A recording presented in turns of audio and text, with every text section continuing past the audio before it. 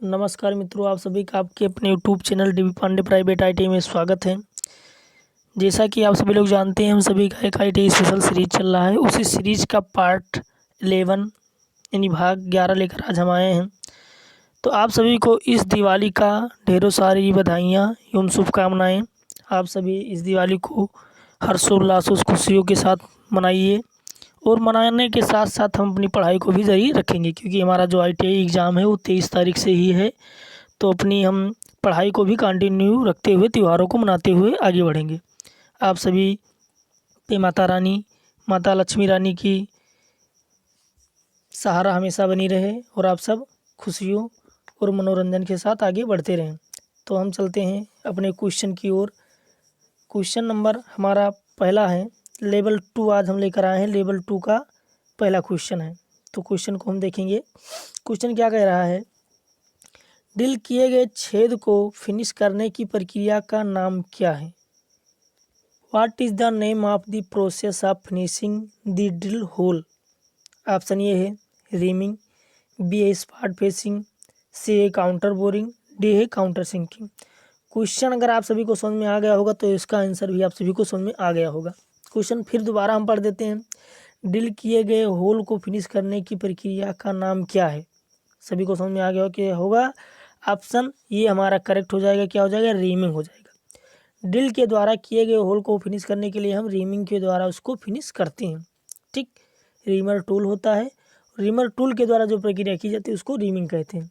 चलते हैं next question की ओर। दूसरा क्वेश्चन क्या कह रहा है, ट्विस्ट ड्रिल में क्लियरेंस एंगल का उद्देश्य क्या है?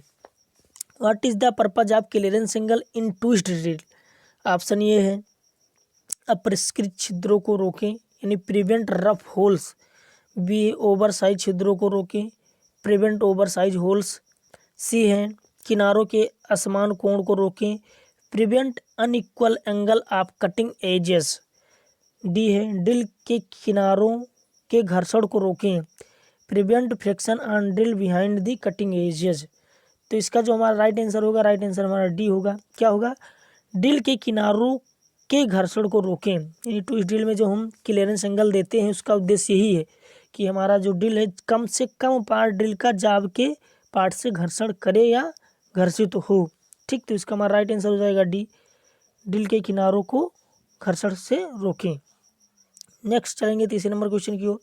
तीसरा नंबर क्वेश्चन क्या कह रहा है, दी गई गहराई के लिए छिद्र को बड़ा करने के लिए ऑपरेशन का नाम क्या है?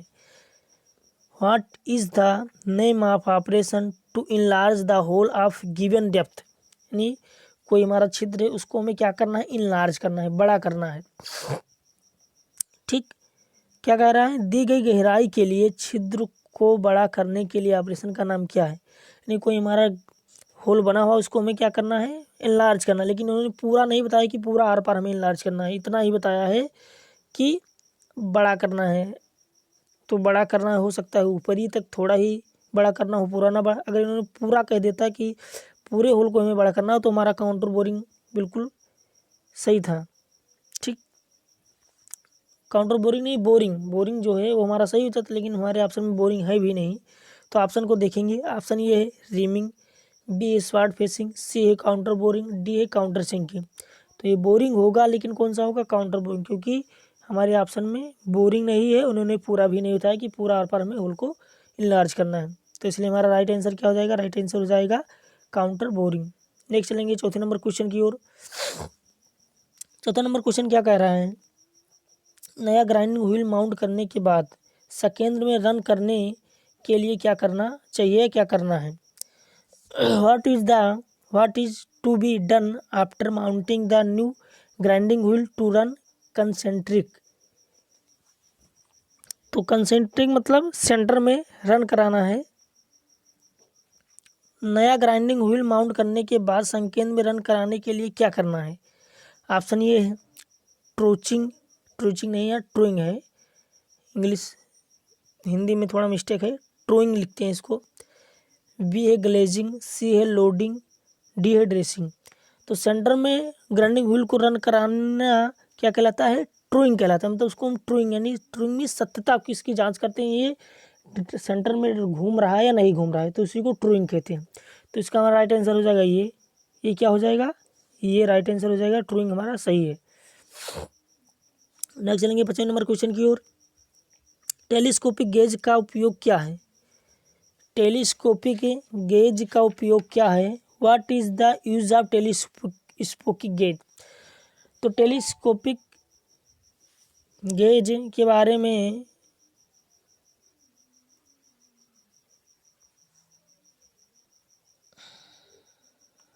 कौन सा क्वेश्चन था हमारा? क्वेश्चन नंबर था 5वां। ठीक, डिस्टर्ब करने के लिए सॉरी भाई। टेलीस्कोपिक गेज का उपयोग क्या है? ऑप्शन ये है मेजर डेप्थ यानी गहराई मापने में। बी है मेजर एक्सटर्नल डायमेंशन यानी बाहरी आयाम को मापने में। सी है मेजर एंगुलर डायमेंशन कोणीय आयाम को मापने में। डी है छेदीय स्लॉट के आकार को मापने में। ठीक, तो टेलीस्कोपिक गेज हमारा क्या मापता है? Measure size of hole slots, छेद स्लॉट के आकार को मापने में।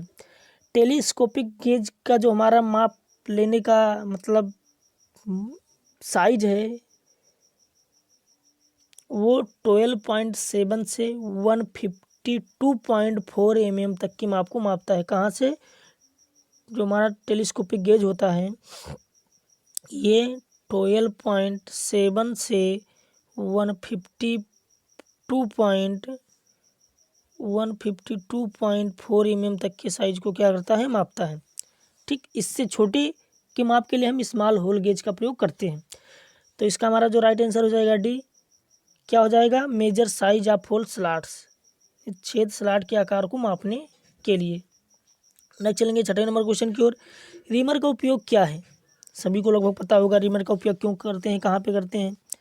वैसे तो जनरली हम रीमर का उपयोग ड्रिल होल को फिनिश करने के लिए करते हैं। तो यहाँ पे क्या है, ऑप्शन के हिसाब से चलेंगे। ऑप्शन ये है छेद करना, एक छेद को बड़ा करना, छेद में थ्रेडिंग करना, ड्रिल किए गए छेद को सही आकार की फिनिशिंग करना। यानी हमारा राइट आंसर क्या हो जाएगा?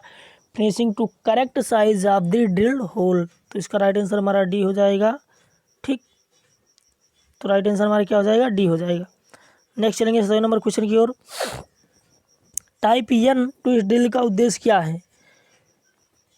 कह रहा है what is the purpose of type N twist drill. Option ये है यूज्ड फॉर हार्ड मटेरियल यानी कठोर मटेरियल के लिए इस्तेमाल। फिर बी है यूज्ड फॉर ब्रिटल मटेरियल भंगुर सामग्री के लिए इस्तेमाल। सी है used for soft and tough material नरम और सख्त सामग्री के लिए उपयोग किया जाता है। डी है used for normal low carbon steel सामान्य निम्न कार्बन स्टील के लिए उपयोग किया जाता है। तो इसका हमारा जो राइट आंसर है, राइट आंसर डी है, सामान्य निम्न कार्बन स्टील के लिए उपयोग किया जाता है। ठीक, तो इसका डी हमारा आंसर हो जाएगा। तो एन टाइप टू ड्रिल, ये जो हमारे ड्रिल होते हैं ये हेलिक्स एंगल के आधार पे, हेलिक्स एंगल के आधार पे हमारे ड्रिल 3 प्रकार के होते हैं, एन एस एच। ठीक, एन एस एच। एन होता है नॉर्मल मटेरियल के लिए, एस होता है सॉफ्ट मटेरियल के लिए, एच होता है हार्ड मटेरियल के लिए। अब इन तीनों का एंगल अलग अलग होता है। एन का जो होता है, जो N type helix angle drill होते हैं ये कितने होते हैं? 10 से यानी 10 से 13 डिग्री तक के होते हैं। ठीक, और उसके बाद जो हमारा यस होता है, यस के लिए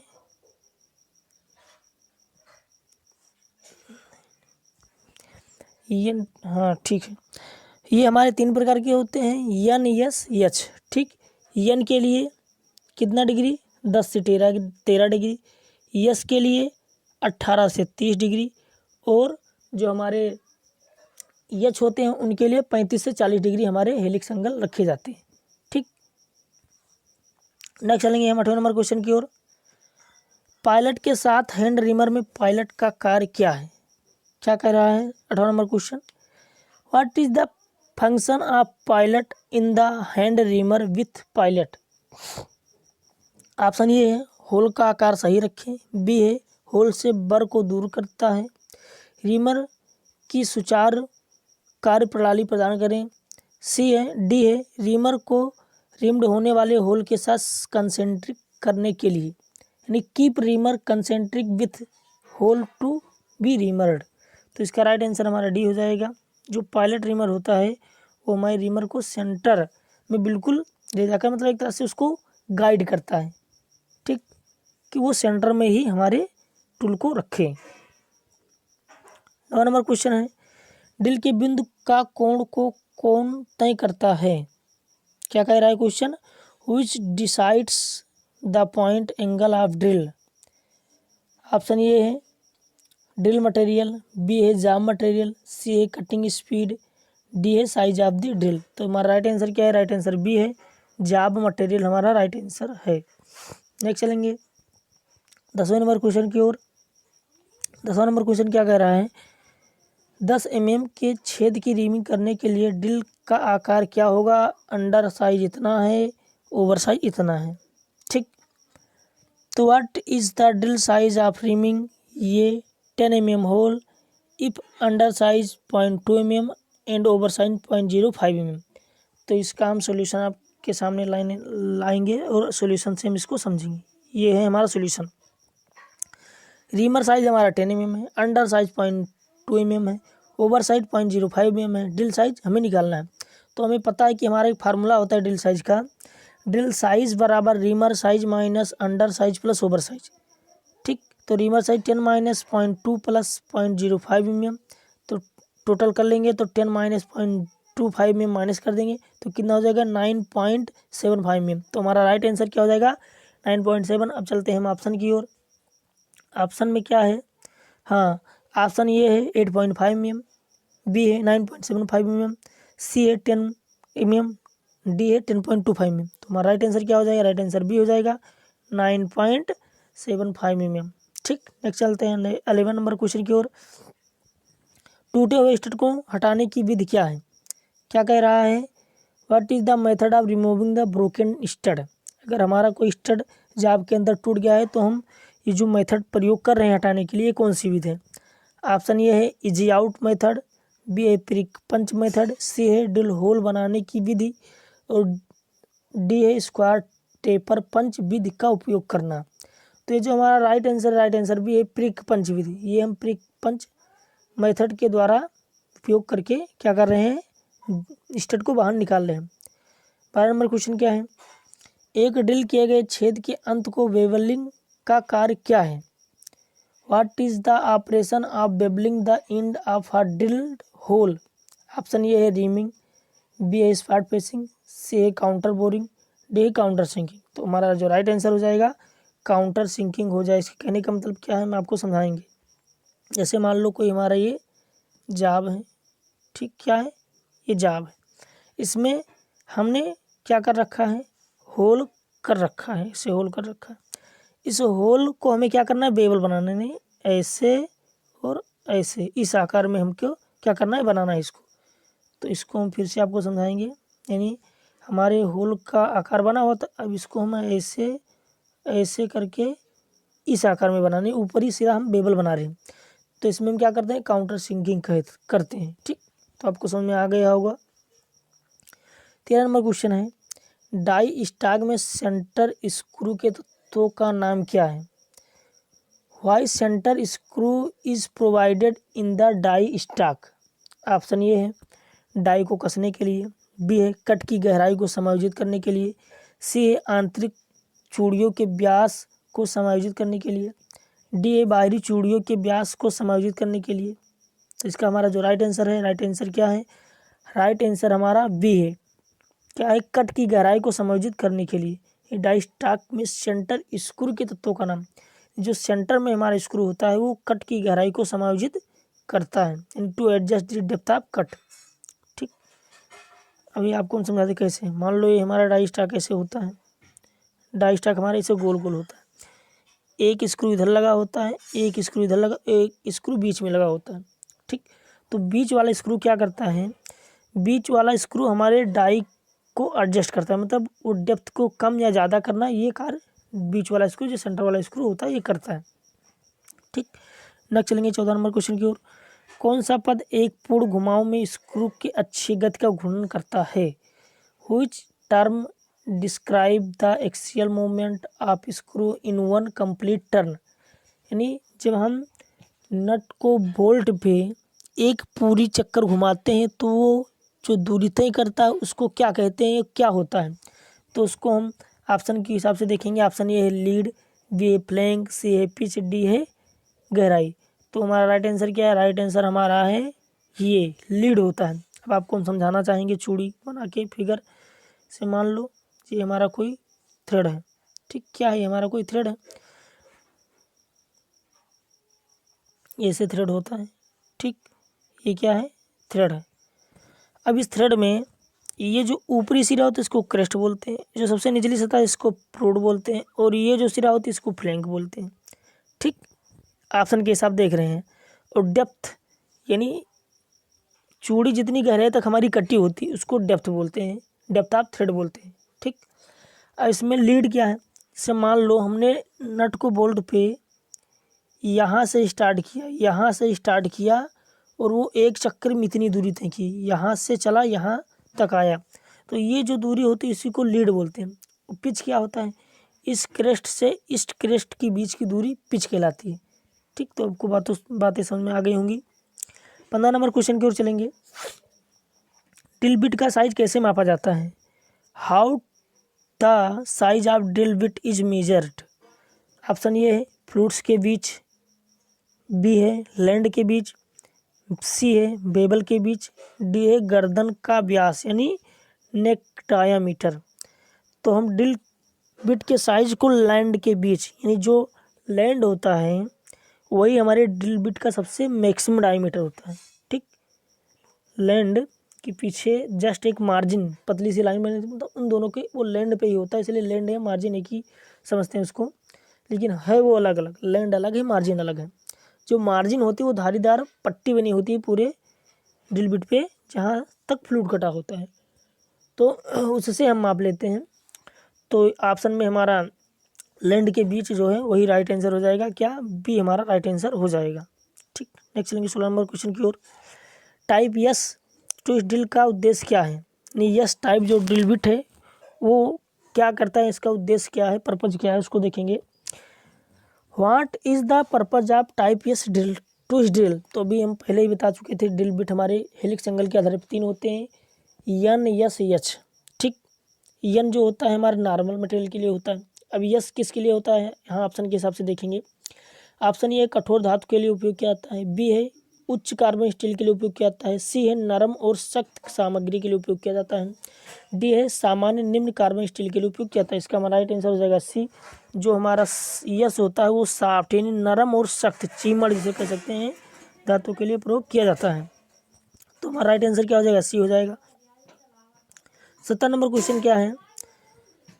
19 यानी 19 mm डायमीटर के रिमिंग छेद को प्रशिक्षित करने के लिए ड्रिल का आकार निर्धारण करें। तालिका में आपका ये सब दे रखा है, अंडर साइज इतना है, ओवर साइज इतना है, तो इसको भी हम सॉल्यूशन से समझेंगे। सॉल्यूशन इसका देखेंगे, यहाँ है हमारा सॉल्यूशन, ठीक। Reamer size 19 mm, under size 0.2 mm, over size 0.05 mm। Drill size बराबर फार्मूला हमें पता है, ड्रिल साइज बराबर क्या होता है? Reamer size minus under size plus over size. तो हमारा कैलकुलेट कर लेंगे, 19 माइनस 0.2 प्लस 0.05 mm, तो 19 माइनस 0.25 में माइनस करेंगे 18.75 हमारा क्या हो जाएगा? आंसर हो जाएगा 18.75 यानी 18.75 हमारा क्या हो जाएगा? Right answer. तो ऑप्शन में देखेंगे हम, ऑप्शन ये है 18.75, फिर बी है 19 mm, सी है 19.25 mm, फिर डी है 19.05 mm। तो हमारा राइट आंसर क्या हो जाएगा? राइट आंसर ये हो जाएगा 18.75 हमारा राइट आंसर हो जाएगा। नेक्स्ट चलेंगे हम 18 नंबर क्वेश्चन की ओर। 18 नंबर क्वेश्चन क्या कह रहा है? 15 mm डायमीटर के रिमिंग छेद के लिए लिप ड्रिल आकार क्या है? 18 नंबर क्वेश्चन क्या कह रहा है? 18 नंबर क्वेश्चन ये कह रहा है कि what is the drill size for 15 mm diameter reaming hole. फिर इसको भी हम ऑप्शन पहले देख लेते हैं। ऑप्शन में क्या है? 14.75, फिर भी है 14.50 mm, सी 15.25 mm, डे 14.65 mm। तो हम आप चलेंगे, इसका सोल्यूशन पहले देखेंगे कौन सा 18 नंबर है। तो 18 नंबर का सोल्यूशन हमारा इधर है रीमर साइज बराबर 15 mm है। ड्रिल साइज बराबर फार्मूला हमें पता है, reamer size minus under size plus over size. और हमें पता है कि जो अंडर साइज होता है वो एक टेबल, उसको हमें अपने दिमाग में रखना पड़ता है, यानी याद करना पड़ता है। वो टेबल हमने स्पेशल संडे में इस चीज़ को हमने लिखा दिया था। स्पेशल संडे का हमारा 2 क्लास यूट्यूब पे पड़ा हुआ है, special Sunday part 1, special Sunday part 2। इन दोनों में हम ऐसे न्यूमेरिकल सवालों के सॉल्यूशन और फार्मूलों को बता चुके हैं, पढ़ा चुके हैं, तो आप वहाँ से जाके देख सकते हैं। तो इसमें हमने बताया टेबल में सब कुछ, वहाँ से हम पूरा मान उठाएंगे। तो 15 माइनस 0.2 प्लस 0.05 mm कैलकुलेट करेंगे तो 15 माइनस 0.25 mm, फिर माइनस कर देंगे तो 14.75 में हमारा राइट आंसर हो जाएगा। तो चलेंगे ऑप्शन की ओर। ऑप्शन में क्या है 14.75 में, नहीं राइट, हमारा जो राइट आंसर है वो ऑप्शन नंबर ये है, हमारा ऑप्शन ये राइट आंसर हो जाएगा। चलेंगे 19 नंबर क्वेश्चन की ओर। 19 नंबर क्वेश्चन क्या कह रहा है, ड्रिल किए गए छिद्र पर फ्लैट शीट बनाने वाले ऑपरेशन का नाम क्या है। क्या कह रहा है question, what is the name of operation producing flat sheet on drilled hole. Option ये है ड्रिलिंग, बी है स्पॉट फेसिंग, सी है counter sinking, D counter boring. तो हमारा राइट आंसर क्या हो जाएगा, स्पॉट फेसिंग हो जाएगा। ठीक, जो हमारा राइट आंसर क्या हो जाएगा, स्पॉट फेसिंग राइट आंसर हो जाएगा। नेक्स्ट चलेंगे हम 20 नंबर क्वेश्चन की ओर। ड्रिल में फ्लूट का उद्देश्य क्या है, what is the purpose of flute in drill. Option ये है चिप्स को बाहर निकालने का, बी है वजन कम करने के लिए, सी है लागत कम करने के लिए, डी है गद बढ़ाने। ऐसा कुछ नहीं है, जो फ्लूट होता है हमारे चिप्स को बाहर निकालता प्लस में कूलेंट को अंदर ले जाने में मदद करता है। तो हमारा राइट आंसर ये हो जाएगा चिप्स को बाहर निकालने का। Next 21 number question. 21 number question क्या कह रहा है, बाहरी चूड़ी के फ्लैंक साइज जहाँ पी पिच और डी गहराई है की गणना करने का सूत्र क्या है। ऑप्शन ये है डी बराबर D minus P upon 10, B है डी बराबर D plus P upon 10, C है डी बराबर डी गुणे पी अपान 10, फिर डी ऑप्शन है D minus D divided by P upon 10। तो हमारा राइट आंसर क्या है, राइट आंसर ये है, ये क्या है, डी बराबर डी माइनस पी अपान 10 हमारा राइट आंसर हो जाएगी। ऑप्शन ये हमारा राइट आंसर है। 22 नंबर क्वेश्चन देखेंगे। 22 नंबर क्वेश्चन क्या कह रहा है, 10 mm डायमीटर की रिमिंग के लिए ड्रिल किए गए छिद्र का साइज, यानी ये क्वेश्चन हमारा बार बार रिपीट हो रहा है, तो आप सबको पक्का समझना चाहिए, ये एग्जाम में हमारी पक्का एक क्वेश्चन पक्का आएगा। ठीक, तो इससे क्वेश्चन के फार्मूले और इनको लगाने का मेथड आप समझ लीजिए। हमने इनका सोल्यूशन बार बार आपको दिखा भी रहे हैं, तो आप उससे भी सीख सकते हैं, समझ सकते हैं। तो हम चलेंगे, क्या है हमारा 22 number question, what is the size of drilled hole to reaming 10 mm diameter. ठीक, तो इसका सॉल्यूशन भी देखेंगे हम 22 नंबर क्वेश्चन में। 22 नंबर सॉल्यूशन ये हमारा है, reamer size 10 mm, drill size formula reamer size minus under size plus over size. मान को हम वही टेबल से उठाएंगे, ओवर साइज सभी के लिए 0.05 mm, चाहे जिस साइज का भी आपको रिमिंग करना है तो उसका आपका ओवर साइज 0.05 mm होता है, और जो अंडर साइज वो हमें टेबल से लेना पड़ता है, जो हमें अपने दिमाग में रखना पड़ता है। तो उस टेबल से हमने लाया 0.2 प्लस 0.05 mm, फिर कैलकुलेट किए तो 10 माइनस 0.25 mm को माइनस किए तो 9.75 में हमारा राइट आंसर हो जाएगा। तो इस तरह से हम चलेंगे ऑप्शन की ओर। ऑप्शन में क्या आंसर है, ऑप्शन ये है 8.5 mm, बी है 9.75 mm, सी है 10 mm, डी है 10.25 mm। तो हमारा राइट आंसर क्या हो जाएगा, राइट आंसर बी हो जाएगा, 9.75 में हमारा राइट आंसर हो जाएगा। तो ये जो सवाल है बार बार जो आ रहा है, ये इसका कैलकुलेशन आपको समझ में आ गया होगा, और कैसे करते हैं ये भी आपको समझ में आ गया होगा। चलते हैं 23 नंबर क्वेश्चन की ओर। इस वर्नियर माइक्रोमीटर की रीडिंग की गणना करें। एक वर्नियर माइक्रोमीटर आपको दर्शाया गया है फिगर में, इसकी हमें गणना करना है। ऑप्शन इसका दे रखा है कि ऑप्शन ये है 9.923 mm, बी है 9.963 mm, सी है 9.563 mm, डी है 9.763 mm। ये जो वर्नियर माइक्रोमीटर होता है, माइक्रोमीटर का ही रूप है, बस इसमें अंतर क्या हो जाता है, जो बैरल होता है उस पर एक वर्नियर डिवीजन बना दिया जाता है। ठीक, क्या कर दिया, वर्नियर डिवीजन बना दिया जाता है। उसके 9 भागों को 10 भागों में, वर्नियर के 9 भागों को 10 भागों में डिवाइड कर देते हैं। इससे जो इसकी एक्यूरेसी होती और भी अधिक हो जाती है, माइक्रोमीटर से भी 10 गुना इसकी एक्यूरेसी क्या हो जाती, बढ़ जाती है। ठीक, तो इस तरह से हम इसका जो लिस्ट काउंट होता है mm में 0.001 mm होता है, इंच में 0.0001 इंच होता है। ठीक, तो इसका हम सोल्यूशन देखेंगे। इसका सोल्यूशन हम इधर है, इसका सोल्यूशन। इसका जो मेन डिवीजन है 9 mm की दूरी तय कर रहा है। सब डिवीजन, एक सब डिवीजन का मान 0.50 mm होता है, सभी को पता है, वो हमने ले लिया। एक सब डिवीजन था हमारे पास। थिम्बल डिवीजन कितना है 46 हमारा थिम्बल डिवीजन था, और उसमें हम 0.01 से गुणा कर देते हैं क्योंकि ये माइक्रोमीटर का लिस्ट काउंट है। तो सारा फंक्शन तो हमारा माइक्रोमीटर का ही कर रहा है। जब वर्नियर पे पहुंचेंगे तो वर्नियर का लिस्ट काउंट ले लेंगे हम। तो इसलिए हम 46 गुणे 0.01 mm किए तो हमारा कितना आया 0.46 mm हो गया। फिर बैरल पे वर्नियर स्केल कितना है 3 mm, जो है मतलब तीसरी लाइन है वो हमारे थिम्बल डिवीजन और वर्नियर डिवीजन आपस में मैच कर रहे हैं। तो 3 गुणे लिस्ट काउंट 0.001 mm कर दिए। इस तरह से हमारा टोटल रीडिंग किए, ये पूरा कैलकुलेट किए, मेन स्केल, सब स्केल, फिर थिम्बल डिवीजन, बैरल पर वर्नियर स्केल था, उस सबको किए कैलकुलेट। तो हमारा कितना है 9.963 mm। तो अब हम चलेंगे अपने ऑप्शन की ओर। ऑप्शन में क्या दे रखा है, ऑप्शन ये है हमारा 9.923 mm, बी है 9.963, यानी हमारा जो राइट आंसर है वो राइट आंसर बी है।